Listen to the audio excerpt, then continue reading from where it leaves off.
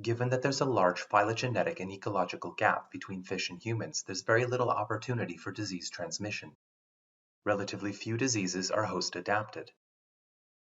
Most of the zoonotic diseases of fish are foodborne illnesses, opportunistic pathogens with a broad host range, or parasites with complex life cycles.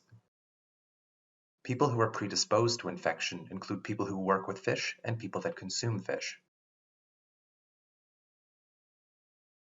Mycobacteria are a group of bacteria that can affect fish and humans as well as a variety of other species. This is the agent responsible for mycobacteriosis, or fish tuberculosis. There are various species of Mycobacterium that affect fish, including Mycobacterium marinum, cholerae, and fortuitum. These are gram-positive, acid-fast, rod-shaped bacteria. They're opportunistic pathogens that cause systemic infections. Typically, infections are associated with immunosuppression. One of the unique features of this bacteria is their ability to persist and replicate within macrophages. Bacteria are able to move from the phagosome to the cytosol and spread between cells. In this way, they can evade the immune system. The image to the right is an acid-fast stained section highlighting the bacteria within macrophages. In regards to epidemiology, the bacteria are ubiquitous within the environment. Transmission is either direct or indirect. The infection can spread through the ingestion of infected tissues or through bites and spine pricks. Some fish can also serve as carriers, spreading the disease to the rest of the population. All species of fish within the freshwater and the marine environment are susceptible to infection. Ancillary testing includes PCR and bacterial culture. However, the bacteria are very slow to grow, so PCR is the method of choice. Clinical signs associated with infection include cachexia and abdominal distension. On gross examination, there are miliary nodules throughout the body. Histologically, this is a multisystemic disease with scattered foci of necrosis and histiocytic to granulomatous inflammation. Other lesions include osteolysis, adjacent to areas of inflammation. The image to the right is an example of severe mycobacteriosis in a koi. Notice the large numbers of variably sized white nodules throughout the body. This is associated with visceral adhesions and an accumulation of fluid within the coelomic cavity. Within sections of the brain, there are multiple and often coalescing foci of granulomatous inflammation within the meninges and the surrounding connective tissue. These are labeled in red.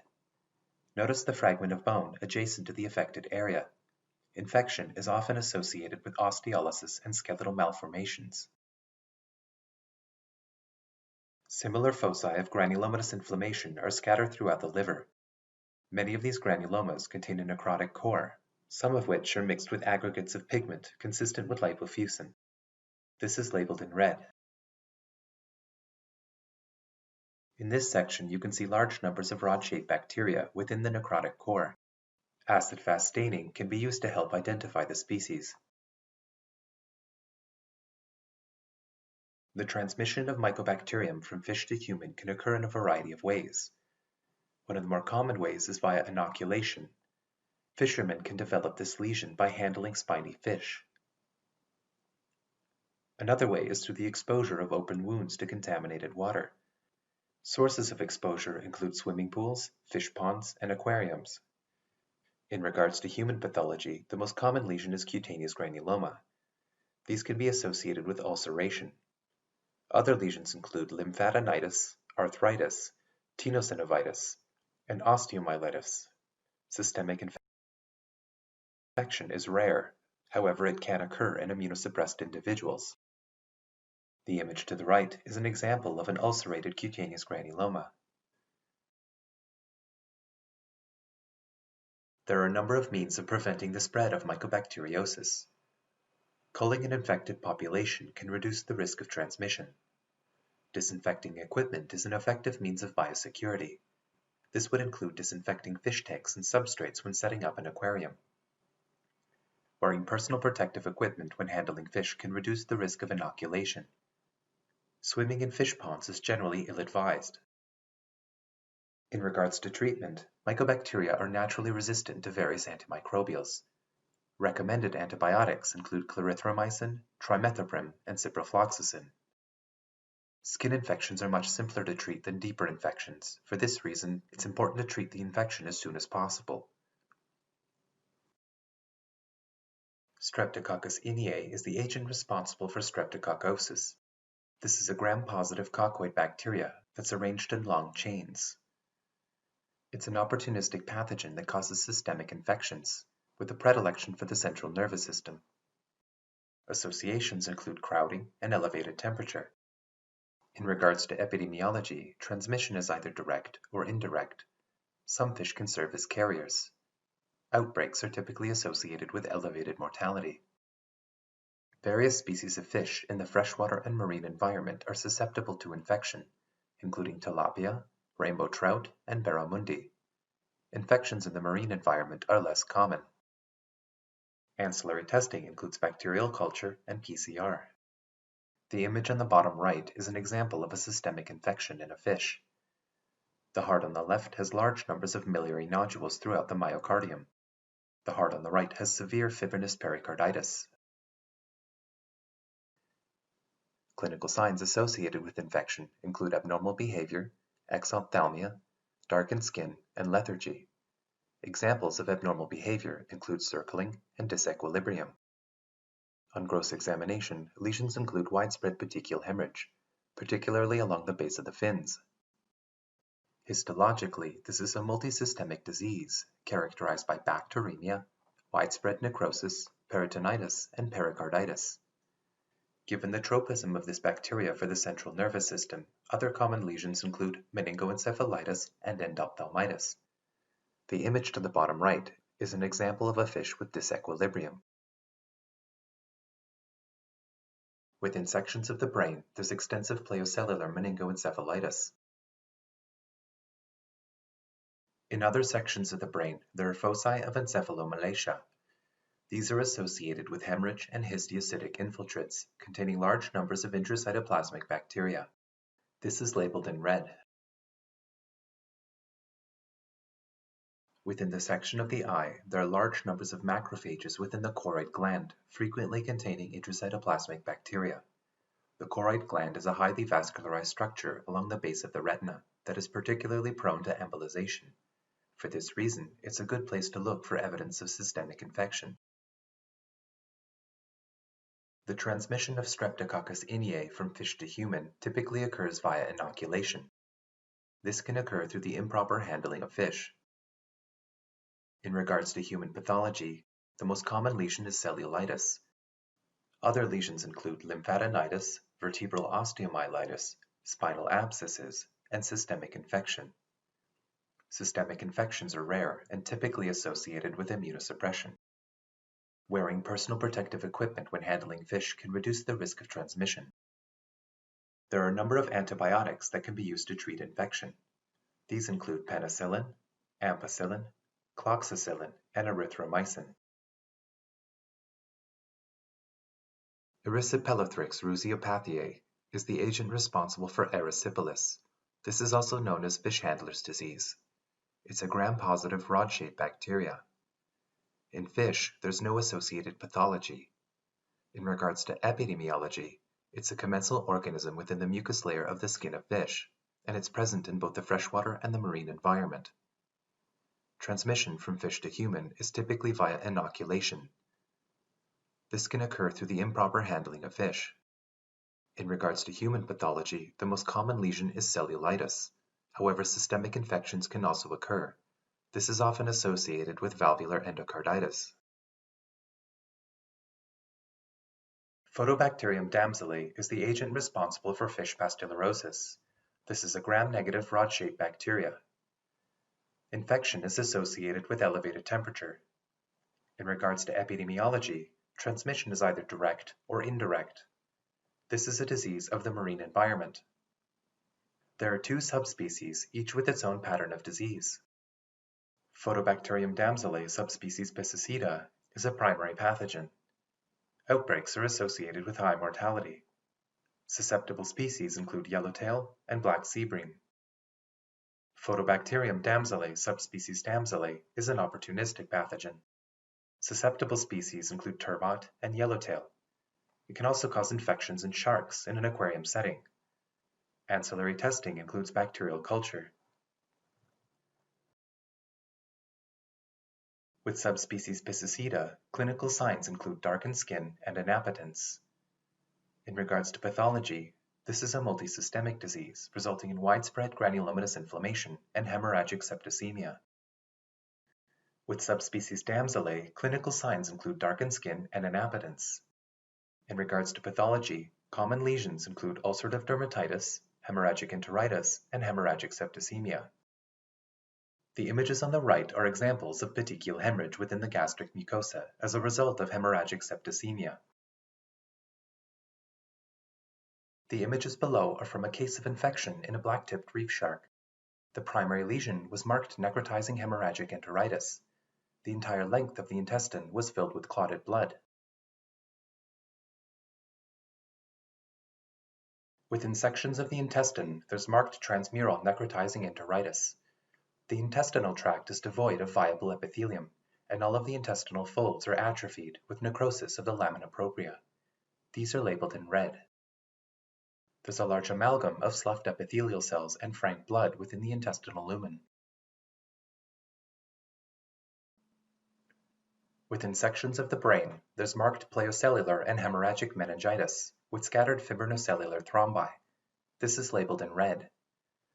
The lesions are consistent with hemorrhagic septicemia by Photobacterium damselae, subspecies damselae. Given the amount of tissue injury, it's likely that this species produces a variety of toxins. Transmission from fish to human is typically via inoculation. This can occur with the improper handling of fish. Infections are rare or underreported. In regards to human pathology, the most common lesion is cellulitis. However, this can progress to necrotizing fasciitis and systemic infection. Systemic infection can be associated with disseminated intravascular coagulation. This can result in shock and death within 20 hours of infection. Wearing personal protective equipment when handling fish can reduce the risk of transmission. Treatment consists of an aggressive use of antibiotics and surgical debridement, and may involve amputation. The image to the right is a table summarizing the reported cases of human infection. It's worth noting that the infections were typically the result of minor puncture wounds, and quickly devolved into necrotizing fasciitis and septicemia. Infections were often fatal or resolved with amputation. Vibrio cholerae is the agent responsible for cholera. It's a gram-negative rod-shaped bacteria. It has a tropism for the intestinal mucosa, however there's no associated pathology. In regards to epidemiology, it's ubiquitous within the environment. It's also present within human effluents, and it exists as a commensal organism within the intestinal tract of fish.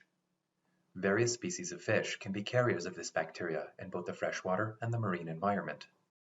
Ancillary testing includes bacterial culture and PCR. The transmission of the bacteria from fish to human is via ingestion. Sources of infection include contaminated food and water, raw and undercooked fish, and roe, also known as fish eggs. In regards to human pathogenesis, there are various serogroups of the bacteria, some of which are pathogenic. The serogroups of concern include O1 and O139. These serogroups are responsible for the production of cholera enterotoxin, which causes a massive efflux of chloride and water into the intestinal lumen. The result is severe diarrhea and rapid dehydration. Proper food preparation is necessary to prevent the spread of the disease. Treatment consists of antibiotics and rehydration. The images to the right are examples of roe from Pacific herring. In British Columbia, this was responsible for an outbreak of cholera in 2018. Diphyllobothrium is the agent responsible for diphyllobothriasis. This is a parasitic cestode. The tropism of the parasite is dependent on the host. Within the first intermediate host, the procercoid resides within the hemocoel. Within the second intermediate host, the plerocercoid resides within the skeletal muscle. Within the definitive host, the adult resides within the intestine. In regards to epidemiology, the parasite has a complex life cycle involving multiple hosts. The first intermediate host is the copepod. The second is the fish. The definitive host is a piscivorous animal. Various species of fish are susceptible to infection in both the freshwater and the marine environment. The image to the right is a diagram of the life cycle of Diphyllobothrium. In the definitive host, the adult cestode is present within the intestine. Eggs are deposited into the environment via defecation. The eggs hatch, releasing free-swimming chorocidea. The chorocidea are consumed by copepods and transform into oncospheres. The oncosphere will bore through the intestine of the copepod and take up residence within the hemocoel, where it develops into a procercoid. When the copepod is consumed by a fish, the procercoid will migrate into the skeletal muscle and develop into a plerocercoid. If the fish is consumed by a definitive host, the plerocercoid will latch onto the intestinal mucosa and develop into an adult, thereby completing its life cycle.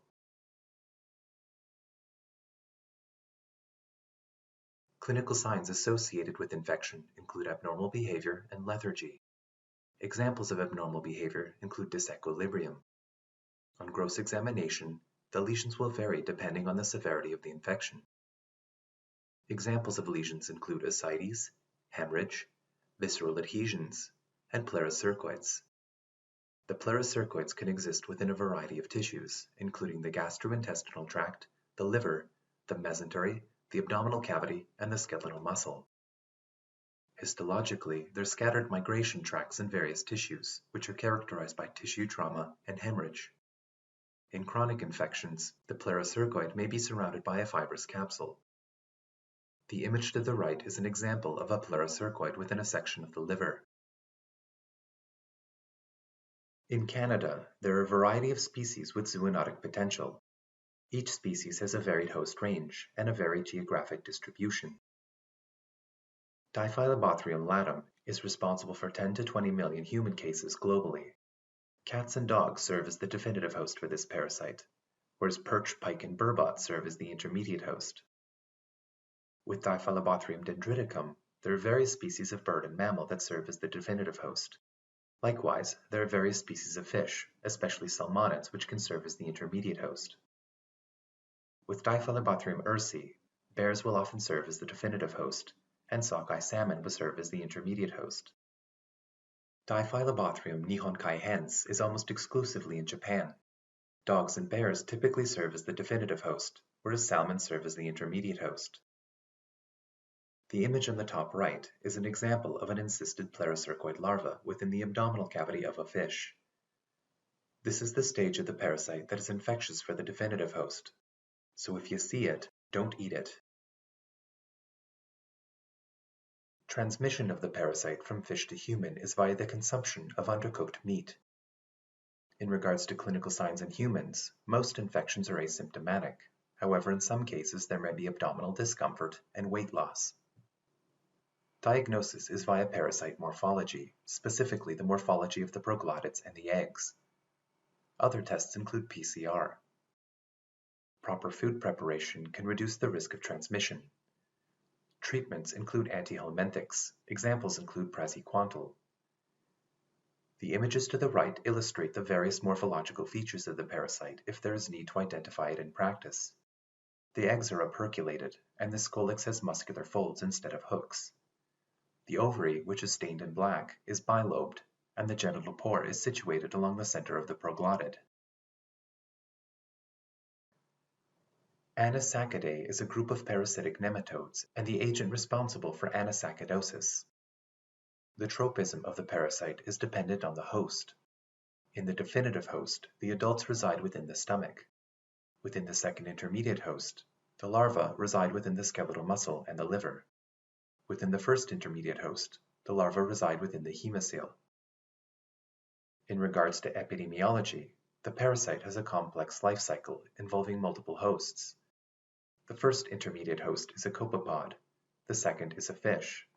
The definitive host is a piscivorous animal. Various species in the marine environment are susceptible to infection. The image to the right is an illustration of the life cycle of Anisakidae. The eggs are shed into the environment by the definitive host via defecation. The eggs hatch and release free-swimming larvae, which are consumed by filter-feeding organisms, like krill. The infected krill are eaten by squid and small fish. The larvae bore through the intestine of the second intermediate host and encyst within the tissues. The larva will often ascend the food chain through a series of peritonetic hosts. However, the larvae are capable of infecting the definitive host at any stage of development, whether it's through the consumption of infected krill, squid, or fish. In the fish, there are no clinical signs associated with infection. On gross examination, there are scattered foci of hemorrhage and larvae embedded within a variety of tissues, including the stomach, the liver, the mesentery, the skeletal muscle, and free within the abdominal cavity. Histologically, there are large numbers of migration tracts within a variety of tissues, which are characterized by tissue trauma and hemorrhage. Chronic infections are associated with a fibrous capsule surrounding the parasite. The image to the right is an example of an infected liver. Here's a section of the liver of an infected fish. You'll notice multiple sections of larval nematodes within the connective tissue surrounding the liver. These are associated with fibrosis and lymphohistiocytic inflammation. On closer examination, you can make out a number of anatomic features, including a smooth cuticle, platymyarian musculature, prominent lateral cords, labeled in green, and a large central intestine lined by multiple tall columnar epithelial cells. Such features can be used to identify the species of parasite. Each genre of the Anisakid complex will target a specific group of definitive hosts. Anisakis will infect cetaceans. Pseudoterra nova and Contrasecum will infect pinnipeds. The transmission of parasite from fish to human is via the consumption of undercooked meat. Clinical signs in humans include abdominal pain, vomiting, and diarrhea. Human pathology can be quite varied depending on the extent of the infection. Infection of the stomach can be associated with gastric ulceration. Extraintestinal migration can be associated with the formation of eosinophilic granulomas within a variety of tissues. Some individuals develop a hypersensitivity to the parasite. This can result in urticaria, bronchoconstriction, and anaphylaxis. The image on the bottom right is an example of a volcanic ulcer within the gastric mucosa, containing large numbers of intralesional parasites. The image above is an example of a fish fillet at a grocery store with an intralesional anisakid. Based on the color and the host species, this is likely Pseudoterra nova. A variety of methods can be used to reduce the risk of transmission. The parasite can be removed manually during processing. This is done via candling or ultraviolet fluorescence. However, it's worth noting that removing the parasite does not remove the antigens. So for individuals that have a hypersensitivity to the parasite, there's still a risk of reaction. Properly cooking the food is another method of control. However, the allergens can be temperature resistant. Freezing the tissues at -20 for 24 hours will inactivate the parasite. Some countries will attempt to control the population of pinnipeds within the area. However, this is controversial and largely ineffective. Parasitic infection can be diagnosed by demonstrating eosinophilia on a complete blood count. Other methods include ultrasound and endoscopy. Infections are treated through the use of antihelminthic drugs. Other methods include endoscopic removal if the parasite is within the stomach, or surgery in the case of extraintestinal migration. The image to the bottom right is an example of endoscopic removal of the parasite from the stomach.